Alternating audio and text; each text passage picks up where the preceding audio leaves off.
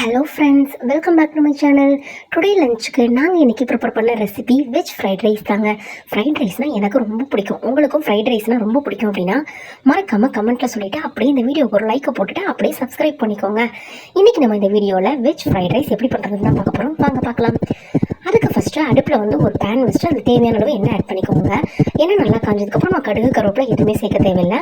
நாங்கள் வந்து இன்றைக்கி கேரட் பீன்ஸ் வெட்டி வச்சுருந்தோம், அதை ரெண்டையும் ஆட் பண்ணிக்கிட்டோம்.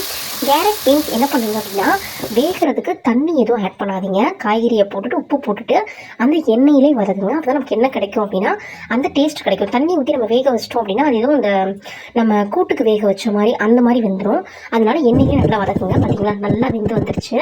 நான் வந்து பாஸ்மதி ரைஸ் ஒரு கிளாஸ் இன்றைக்கி எடுத்துருந்தோங்க. அது வந்து தனியாக சாதம் வடித்து வச்சுருந்தோம். காய்கறி நல்லா வெந்ததுக்கப்புறம் என்ன பண்ணுங்க அப்படின்னா அந்த சாதத்தை நம்ம மிக்ஸ் பண்ணிக்கலாம். மெதுவாக எடுத்து இது பண்ணுங்கள். ஏன் அப்படின்னா பாஸ்மதி ரைஸ் நமக்கே தெரியும், நம்ம கொஞ்சம் ஹார்டாக அதை ஹேண்டில் பண்ணிட்டோம் அப்படின்னா நமக்கு வந்து அந்த அரிசி வந்து உடஞ்சி போயிடும்.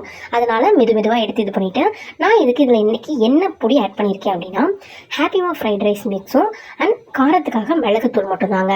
இது ரெண்டு மட்டும் தான் ஆட் பண்ணியிருக்கேன். ஆட் பண்ணி விட்டுட்டு என்ன பண்ணுங்க அப்படின்னா நல்லா மிக்ஸ் பண்ணி விட்டுக்கோங்க. மிக்ஸ் பண்ணும்போது என்ன பண்ணுங்க அப்படின்னா ரொம்பவே சாஃப்டாக ஹேண்டில் பண்ணுங்கள். ஏன் அப்படின்னா நமக்கு வந்து அந்த ரைஸ் வந்து உடஞ்சிடக்கூடாது. உடஞ்சிட்டா அந்த ஃப்ரைட் ரைஸ் மாதிரி நமக்கு தெரியாது.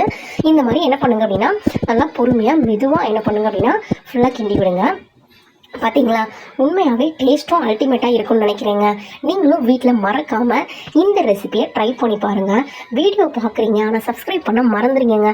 மறக்காமல் என்னோட சேனலை சப்ஸ்கிரைப் பண்ணிக்கோங்க. பாய்.